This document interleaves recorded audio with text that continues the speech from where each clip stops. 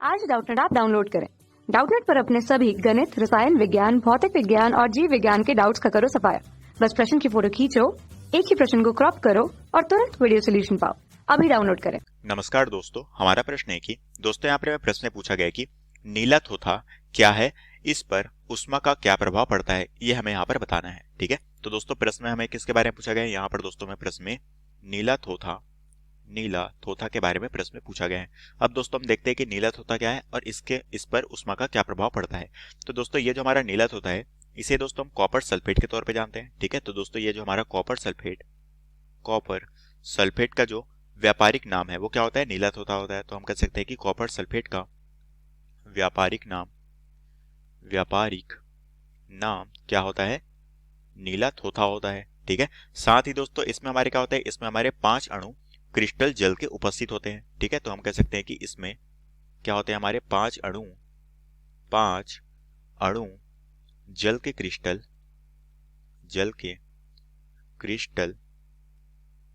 होते हैं।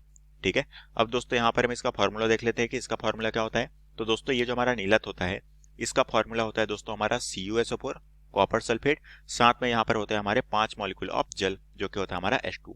तो ये होता है दोस्तों हमारा नीले थोथा का सूत्र। ठीक है, अब दोस्तों ये हमने नीले थोथे के बारे में जान लिया। अब दोस्तों हम देखते हैं कि ऊष्मा का क्या प्रभाव इस पर पड़ता है।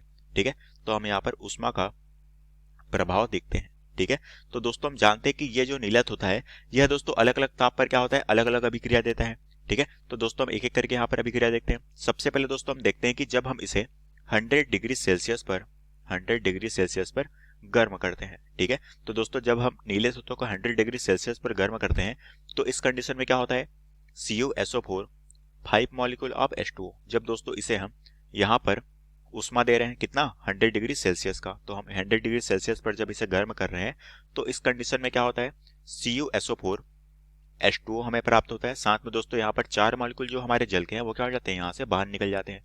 ठीक है, तो 4 मॉलिक्यूल जो दोस्तों हमारा जल यहाँ से क्या हो गया, बाहर निकल गया। ठीक है, दूसरा दोस्तों हम क्या करेंगे, दूसरा दोस्तों हमारा जब इसे हम 230 डिग्री सेल्सियस पर गर्म करते हैं। ठीक है, तो अब दोस्तों हम क्या कर रहे हैं, अब दोस्तों हम ऊष्मा की मात्रा को बढ़ा रहे हैं।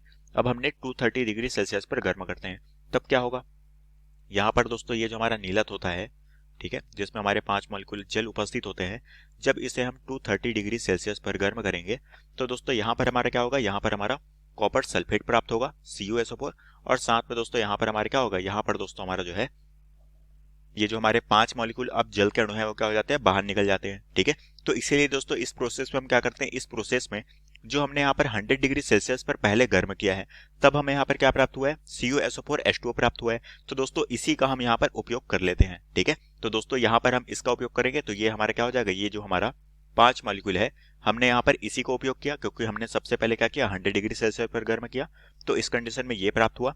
अब दोस्तों इसी उत्पाद को हम यहाँ पर प्रयोग में ले आते हैं। ठीक है, ताकि हमारा क्या हो, ताकि हमारा प्रोसेस बहुत जल्दी हो। ठीक है, तो दोस्तों अब हमने क्या किया, ये जो हमारा CuSO4 H2O है, इसे हमने 230 डिग्री सेल्सियस पर गर्म किया, तो इस कंडीशन में हमें यहाँ पर CuSO4 प्राप्त होता है। साथ में जो हमारा एक जल का अणु है वो क्या हो जाता है, यहाँ से बाहर निकल जाता है। ठीक है, तो ये हो गई हमारी क्रिया। अब दोस्तों तीसरी जो हमारी क्रिया है, इसमें दोस्तों हम और अधिक ताप को बढ़ाते हैं। ताप हम कितना बढ़ाएंगे, अब दोस्तों हम 730 डिग्री सेल्सियस का ताप पर हम इसे गर्म करते हैं। अब दोस्तों ये हमारा अभिष्ट उत्पाद है कॉपर सल्फेट। अब दोस्तों ये जो हमारा कॉपर सल्फेट है CuSO4, इसे हम यहाँ पर क्या कर रहे हैं, गर्म कर रहे हैं कितना, 730 डिग्री सेल्सियस पर। तो अब यहाँ पर हमें क्या प्राप्त होगा, यहाँ पर दोस्तों हमें कॉपर ऑक्साइड प्राप्त होगा, साथ में यहाँ पर हमें SO3 प्राप्त होता है। तो दोस्तों इस तरह से हम कह सकते हैं कि यहाँ पर हमारा जो नीला थोथा है, इसमें ऊष्मा का प्रभाव अलग अलग टेम्परेचर पर अलग अलग होता है। और ये हमें प्रश्न में पूछा गया था, जो कि हमारे प्रश्न का उत्तर है। कक्षा 6 से 12वीं से लेकर नीट, IIT, JEE वो एडवांस के लेवल तक 1 करोड़ से ज्यादा छात्रों का भरोसा। आज ही डाउनलोड करें डाउटनेट ऐप या व्हाट्सएप करें अपने सारे डाउट्स 8400 400 400 पर।